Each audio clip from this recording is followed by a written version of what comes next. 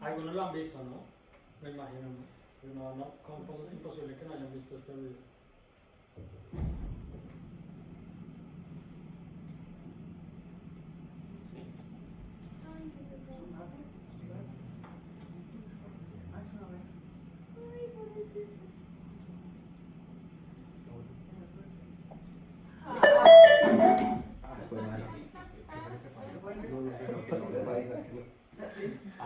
¿De qué creen que es la predicación? La charla. De perder el camino y volver a lo mismo. De la misma piedra. Y de tropezar, volver a caer a lo mismo. De la oveja perdida. Era solo eso, tranquilo, no vamos a ovejar por afuera. Bueno, la charla de hoy es la parábola de la oveja perdida, una parábola bastante conocida. Está en Lucas 15 del 1 al 7 y también se encuentra la otra versión en Mateo 18 del 10 al 14, pero vamos a leer la que está en Lucas 15 del 1 al 7. Lucas 15 del 1 al 7.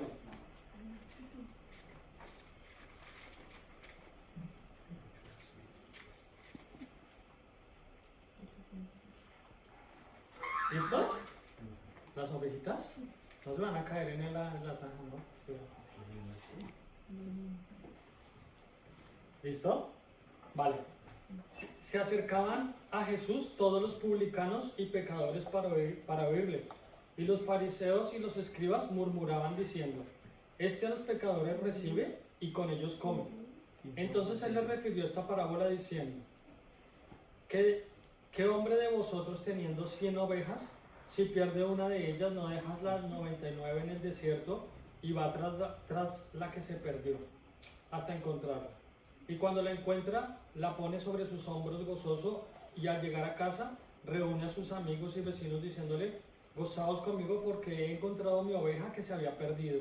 Os digo que habrá más gozo en el cielo por un pecador que se arrepiente que por 99 justos que no necesitan arrepentimiento. Bueno, la oveja perdida, famosísima, ¿cierto? La hemos escuchado mil veces, famosa. Y cada detalle de la escritura es extremadamente importante. La escritura, cada detalle, cada palabra es muy profunda. Y empieza la predicación con que Jesús se acercaba a los publicanos y los pecadores. Ya sabemos que los publicanos eran aquellos que cobraban impuestos. Y para el pueblo judío era terrible que un mismo judío atacara a su propio pueblo, ¿sí? O sea, un publicano era denominado por el Imperio Romano para que le cobrara impuestos a los propios judíos. Entonces, era como decir un alquiler. El pueblo romano le pedía un dinero por cierta región, pero los publicanos, siendo judíos, cobraban mucho más dinero y ellos se quedaban con una pasta y les pagaban a lo que tenían que pagarle al Imperio Romano. Entonces, claro, entre judíos esto era terrible porque se sentían robados por ellos mismos, ¿sí? Los robaban los mismos hermanos, su misma pueblo, su misma sangre los robaba, y ellos se sentían pues ofendidísimos con el pueblo, con los publicanos. Y se acercaban los pecadores a Jesús, ¿sí? Pero ¿qué pasaba? Jesús pues vino por ellos y por las personas que más lo necesitaban, ¿no? Jesús era un rabino fuera de lo común porque generalmente los rabinos y todos los hombres de Dios no se contaminaban con los demás, no entraban a la casa de los pecadores, no se mezclaban con los demás, porque era prácticamente, se sentían inmundos, se sentían sucios como personas de religiosos, acercarse a unas personas que no eran como ellos, ¿no? Puros, impolutos aparentemente, porque esto no podía ser verdad. Y Jesús le encantaba estar cerca de aquellos publicanos, de los pecadores, de las personas más débiles. Los fariseos y los escribas murmuraban. Y qué interesante que estas personas que proclamaban que querían estar cerca de Dios, algunas veces eran los que más lejos estaban. Estaban tan cerca de Cristo pero tan lejos de Dios, del Dios que querían conocer, porque venían con unos conceptos que les habían enseñado de su tradición, de sus normas, de sus leyes, y ellos venían pues prácticamente enseñados a esta forma de vida. Y hombre, no los podemos juzgar porque ellos tenían un concepto diferente a través de los siglos, ¿sí? Ellos venían con una enseñanza, pero entonces ¿qué pasa? Estaban buscando a Jesús, pero no lo estaban buscando para seguir su enseñanza, sino para ver en qué se estaba equivocando, ¿sí? Venían a ver a Jesús, pero no venían a ver a Jesús qué me está enseñando, sino venían a Jesús qué está haciendo mal, ¿sí? ¿Por qué anda con los pecadores? ¿Por qué anda con los publicanos? ¿Por qué anda con esta gente? ¿Por qué se mezcla con esta gentuza para ellos, no? Llegaban a Jesús con un corazón incorrecto, no tenían la actitud que era la que era buscar realmente a Jesús, ¿no? A Dios. Todos sabemos que la parábola se refiere a Dios buscando a sus hijos perdidos. Dios es un Dios de ovejas perdidas. Dios es un Dios que va por esas, tiene las 99, pero Dios es un Dios que le interesa a esa oveja, una sola.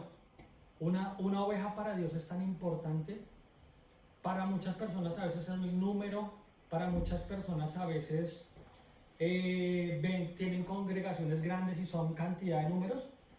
Para algunas veces una congregación es pequeña, pero para Dios a veces una oveja es lo máximo, es lo más importante. Él es capaz de dejar las 99, obviamente no las deja solas ni abandonadas, sino ovejas que ya tienen su consistencia en el rebaño, para ir a buscar a esa oveja perdida, esa que tanto necesita de Dios. Y hombre, algunas veces también nosotros, aunque estemos en el rebaño, pues también somos ovejas, ¿no? Hay diferentes clases de ovejas, la que tiene manchitas en los brazos, la oveja que no es blanquita completamente, pero hay toda clase de ovejas en el rebaño del Señor.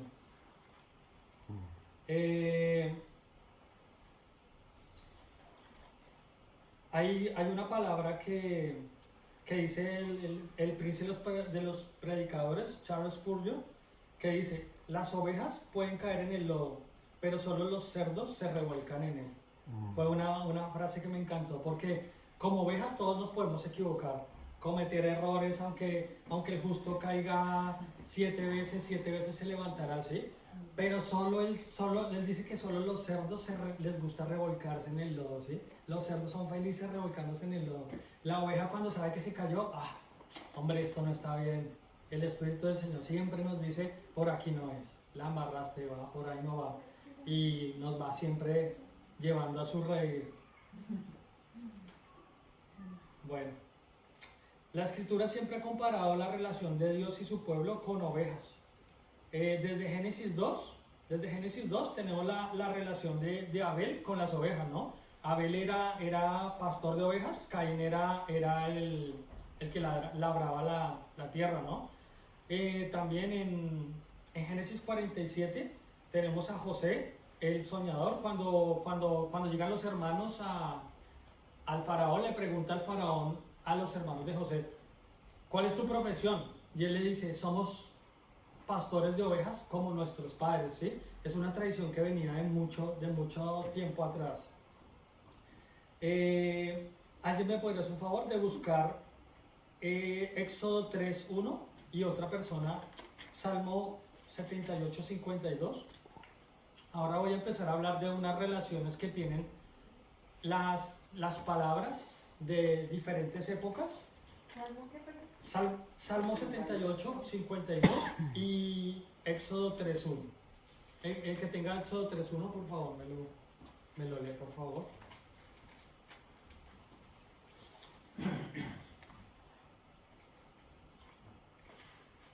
Apacentando Moisés las ovejas de Jetro, su suegro, sacerdote de Madián, llevó las ovejas a través del desierto y llegó hasta Horeb, monte de Dios, y se le apareció el... Bueno, interesante que en este capítulo está diciendo que Moisés está apacentando las ovejas de su suegro Yetro, ¿cierto? Y dice más adelante que las lleva al desierto y después termina en el monte Horeb, el monte de Dios, ¿sí? Pero me causaba mucha... Este capítulo me causaba como cosa en la cabeza, porque no me cabe en la cabeza, si yo estoy cuidando las ovejas de una persona, ¿para qué me las voy a llevar al desierto, sí? O sea, no entiendo por qué lo hacía, pero dice que, bueno, llega al desierto, pasa al desierto, y dice que llega al monte Horeb, el monte de Dios, ¿sí? Cuando llega al monte de Dios es cuando viene el llamado de Moisés, ¿sí? Es muy extraño la escritura se une pasos, una cosa con otra cosa, y ya vamos a leer el próximo versículo. Pero me parecía súper interesante. Pasa el desierto, Moisés saca las ovejas antes de su llamado, las pasa por el desierto y llegan al monte Horeb, el monte de Dios. Y ahora, Salmo 78, 52. A su pueblo los dio como un rebaño, los llevó por el desierto como ovejas. Una relación tremenda entre Éxodo y Salmo. Y un montón de veces se ve en la escritura unas relaciones de su pueblo, lo que es el pastoreo de las ovejas y lo que es a veces pasar por un desierto para llegar a un propósito, ¿no?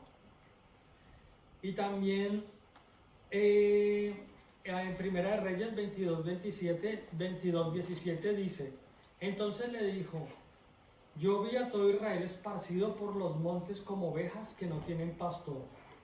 Y es interesante como en Mateo, como Jesús en Mateo 9:36 dice lo mismo, dice, cuando vio las multitudes, les tuvo compasión porque estaban desamparadas y dispersas como ovejas sin pastor. La escritura más adelante, por ejemplo, también nos alerta en Ezequiel, hay un capítulo de Ezequiel 34 y de Jeremías, que nos alerta de las ovejas, también de tener cuidado con los pastores, con los falsos pastores, los que predican en especial lo que es cuestiones que no tienen que ver con Jesús, ¿sí? Ahorita hay un montón de sectas ¿sí? Hace poco hablaba con unas personas y yo respeto mucho las ideologías y la forma de ver de cada quien, pero hacía comentarios en Facebook y me dice una persona, oye, ¿tú sabes mucho de la Biblia? Yo le digo, no, pues yo no sé. Me dice, me gusta. Me dice, es que gracias a Jesús yo conocí el Islam y el Corán, y yo, bueno, pues lo respeto, sí, lo sigo respetando porque no soy nadie, sí, pero llega y yo me daba cuenta que la misión de estas personas es evangelizar a los convertidos, o sea, ¿por qué no le predican a los que nunca han escuchado de Jesús? Sino tienen que ir a predicarle a las personas que ya tienen un conocimiento de Jesús para sacarlos. Me dice, gracias a Jesús conocí el Islam. Y me pongo a leer, y que Mahoma, y que no sé qué, y me pongo a leer para culturizarme un poco de la religión y tal. Y esta religión dice que Jesús no es el Hijo de Dios. Entonces, es peligroso cuando las personas también dicen que incluso a los escogidos podrán ser engañados. Entonces, también a veces tenemos que mirar de dónde es que viene la enseñanza de alguien, ¿no? Porque cuando una enseñanza viene de un lugar donde dice que Jesús no es el Hijo de Dios, alerta, y eso me fue muy recalcado porque lo decía precisamente esa escritura. Decía que cuando la enseñanza dice que Jesús no tiene nada que ver, peligro con esa enseñanza. Dice también una parte súper interesante también, dice Zacarías 13:7b, dice, heriré al pastor y las ovejas serán dispersas. Y es interesante porque eso pasa también en el momento en que Jesucristo es crucificado, ¿sí? Cuando toman a Jesús, Él tenía sus discípulos, pero no eran solo 12 discípulos, Él tenía los 12, símbolo del pueblo de Israel, pero él tenía una cantidad de discípulos. Él envió a más de 70 a echar fuera demonios, él tenía una cantidad de gente que lo seguía, pero ninguno estuvo con él en el momento en el que más lo necesitaba. En la cruz no había ninguno de sus discípulos, ninguno estaba ahí. Y es interesante porque también se cumplía esa escritura, Zacarías 13:7b, y era el pastor y serán dispersas las ovejas. Y el Salmo 103:7 dice, reconocer que Jehová es Dios, Él nos hizo y no nosotros a nosotros mismos. Pueblo suyo somos y ovejas de su prado. Y ahora vamos a ver una relación de Dios, el Señor, como pastor. Dice Isaías 58:11, Jehová te pastoreará para siempre, y en las sequías saciará tu alma, y dará vigor a tus huesos, y será como huerto de riego, y como manantial de aguas, cuyas aguas nunca faltarán. Tremenda palabra, ¿no? Isaías 58:11, Jehová te pastoreará para siempre, y en las sequías saciará tu alma, y dará vigor a tus huesos, y serás como huerto de riego y como manantial de aguas, cuyas aguas no faltarán. ¿Amén o no? Amén. Amén. Y una de mis favoritas, Salmo 23, todos lo conocemos, ¿cierto? Precioso. Jehová es mi pastor, nada me faltará. En lugares de delicados pastos me hará descansar. Junto a aguas de reposo me pastoreará, confortará mi alma. Me guiará por sendas de justicia por amor a su nombre. Aunque ande en valle de sombra y de muerte, no temeré mal alguno, porque tú estarás conmigo. Tu vara y tu callado me infundirán aliento. Aderezas mesa delante en presencia de mis angustiadores. Unges mi cabeza con aceite. Mi copa está rebosando. Ciertamente el bien y la misericordia me seguirán todos los días de mi vida, y en la casa de Jehová moraré por largos días. Y había una súper interesante. Dice Isaías 63:14, dice que el Espíritu de Jehová los pastoreará. Los pastoreó. Y ahora vamos a ver a Jesús como pastor. Juan 10:11. Yo soy el buen pastor, y el buen pastor da la vida por sus ovejas. Versículo 27. Mis ovejas oyen mi voz, y yo las conozco y me siguen. Y también está en Mateo 32:34, una profecía del final de los tiempos. Dice, Él apartará las ovejas de los cabritos. ¿Y todo esto para qué? Todo este tema de ovejas, de pastores, del Señor cuidando su pueblo, porque para Dios cada uno de nosotros es importante. El Señor, puede ser que todos estuviéramos salvos, y puede ser que solo uno, cada uno de nosotros, el Señor Jesús hubiera muerto por cada uno de nosotros, donde todos fueran perfectos. Estaban esas 99 ovejas, bien. Y la palabra dice que el Señor murió por todos nosotros, pero para nosotros es muy global, ¿sí? El Señor murió por todos nosotros, sí, vale. Pero cuando sabemos que para Dios eres tan importante cada uno de nosotros, porque a veces nosotros no sabemos el valor que tenemos, y empezamos a creer que tal persona tiene más valor que yo, que los demás son más valiosos, que yo no valgo, pero así todos hubieran sido salvos y tú eras la única oveja perdida, el Señor hubiera muerto con gusto por ti. Murió por todos nosotros, pero murió por ti, ¿sí? Y también murió por aquel que es nuestro vecino, ¿sí? Por aquel que a veces es hasta indeseable, ¿sí? Por aquel que a veces creemos que nunca se va a convertir. También murió por ese que de pronto tenemos en la mente ahora, uno que no ha vuelto, que vino, estuvo un tiempo con nosotros y ahora no está, ¿sí? Por un familiar que no ha conocido al Señor, ¿sí?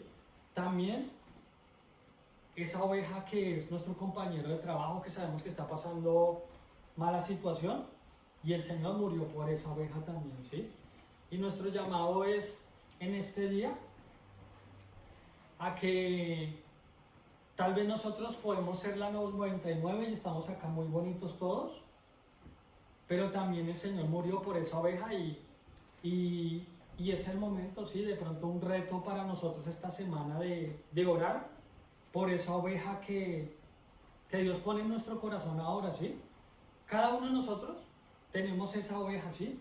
O tal vez somos esa oveja que llega hoy, ¿sí? Después de estar en Gandía trabajando tanto tiempo y la oveja estaba desaparecida, pero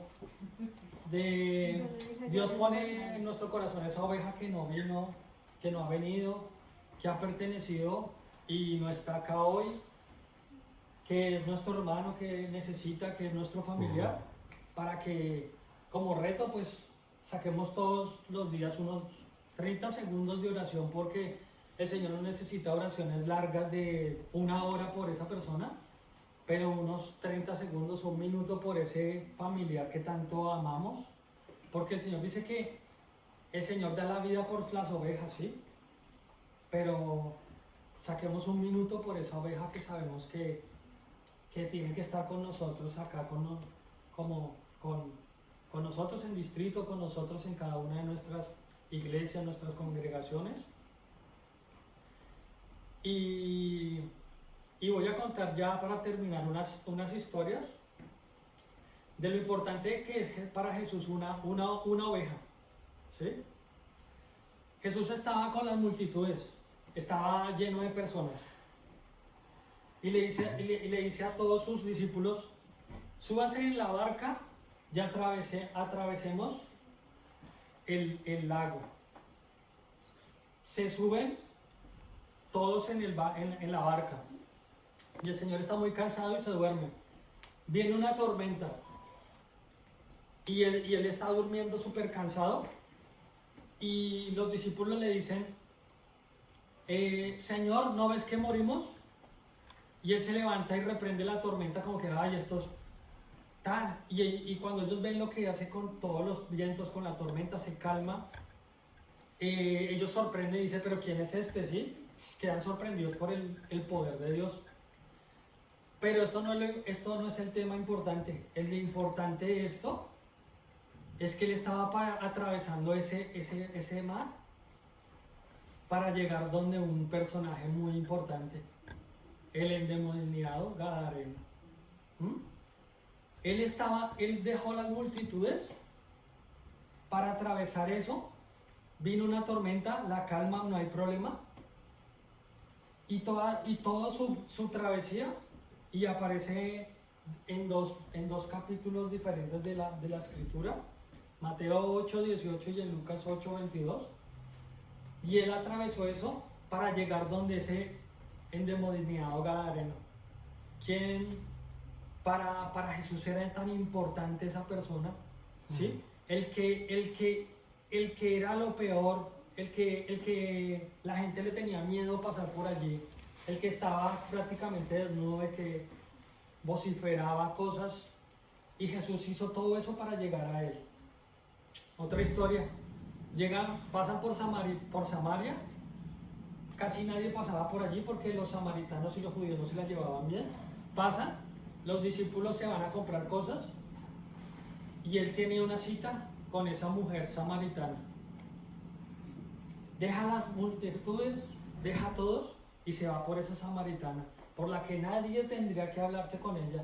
5 maridos has tenido, y llega en una hora donde era la vergüenza de todo el pueblo, y llega por esa persona.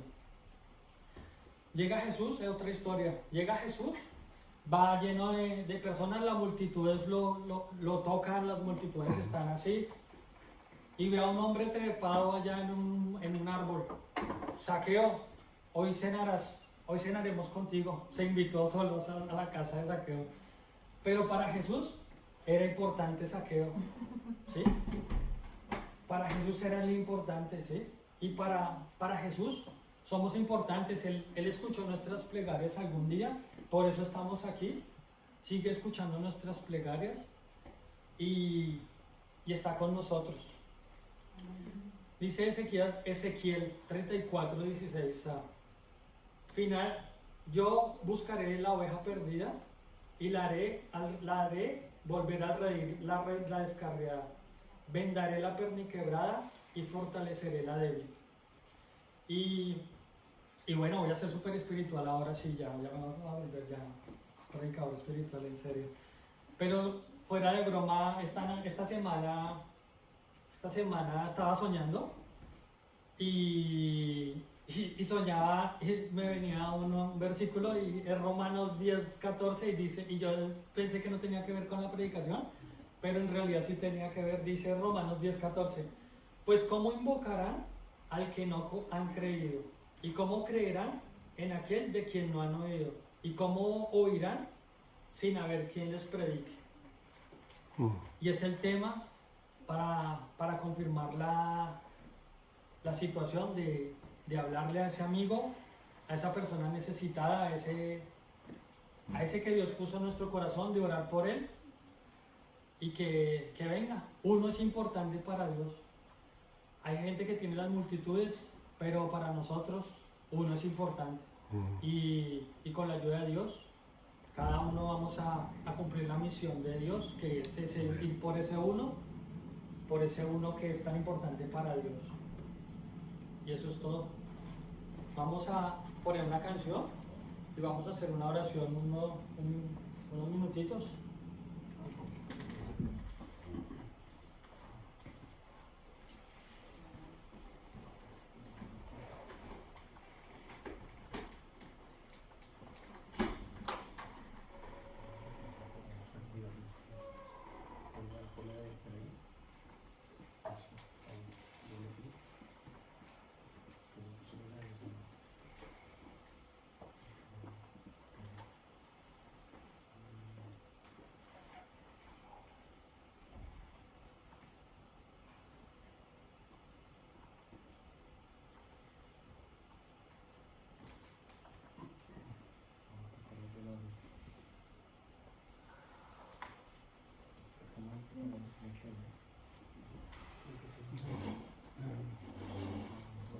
No, en internet no tenemos.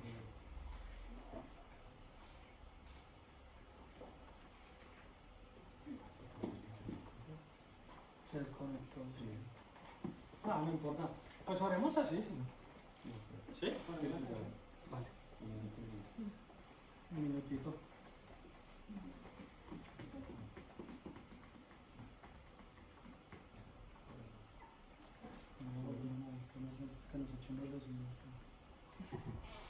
Yasel, así es como un tiro. ¿Y qué pasa? Que cuando teletrabajo me convocan a todo. Vamos, que aquí solo ocurre yo.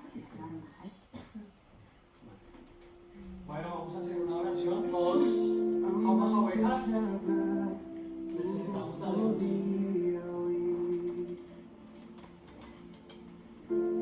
Ha sido tan bueno para mí. Antes de respirar, soplaste tu aliento en mí.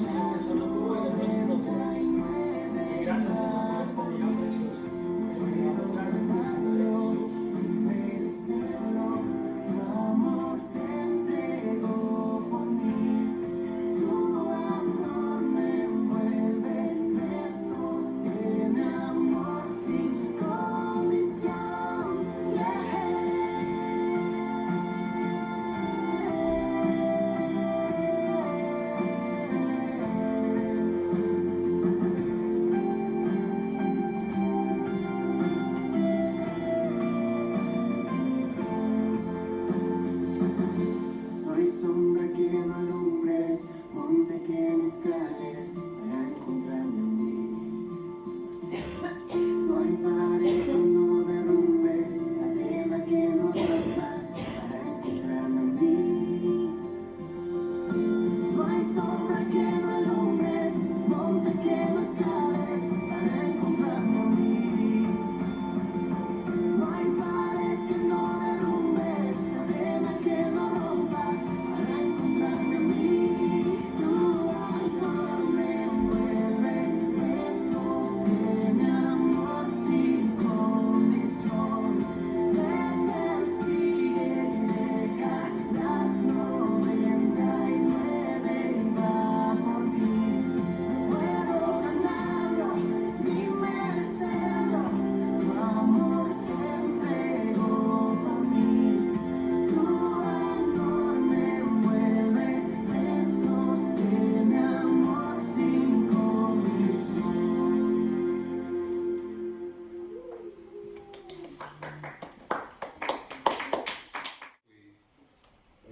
Oveja descarriada. Y algunos de vosotros también, ¿no? Los que estáis aquí. Pero el Señor dice que en Filipenses 2:6 que no estimó ser igual a Dios, sino que se despojó a sí mismo, se rebajó, la palabra rebajó, rebajarse de condición, siendo Dios, se rebajó a la condición de hombre para venir a buscarnos, a ti y a mí. Y ahora somos de Él, estamos en su redil. Pero esta parábola a mí también me mueve, ¿no? A no quedarme en la comodidad del redil. Qué bien estamos, ¿no? En la iglesia, con todos los hermanos, es algo maravilloso que tenemos que aprovechar todas las oportunidades. Pero también tenemos que pensar con la oveja que salió del redil, que a lo mejor tiene una pata rota, o a lo mejor que no tiene que comer, que está enferma, ¿no? Y tenemos que tratar de ir a recuperarla. El Señor dio su vida por lo que se había perdido. Entonces, invitaros a seguir el ejemplo de Jesús, como Fernando ha dicho, y a buscar esa oveja que el Señor ahora no está, pero Él nos dijo en Mateo 28:19, id y hacer discípulos. ¿A quién? A todos los que somos creyentes. Id, no os quedéis sentados todos los domingos en el sillón. Tenemos que ir para hacer discípulos. ¿Vale? Salgamos de la comodidad para ir a hacer discípulos. Y bueno, eso es lo que más gozo va a traer en nuestro corazón. Y dice que el Señor se gozó al ver el fruto de su aflicción. Es decir, Él sintió gozo, aunque en la cruz sufrió, Él sintió gozo de ver lo que su sacrificio iba a provocar. La salvación de miles de millones de personas. Entonces, nosotros, en ese sentido, también nos sacrificamos, salimos de nuestro confort, de nuestra comodidad, porque solamente uno que se convierta, esa vida Dios la va a cambiar, ¿no?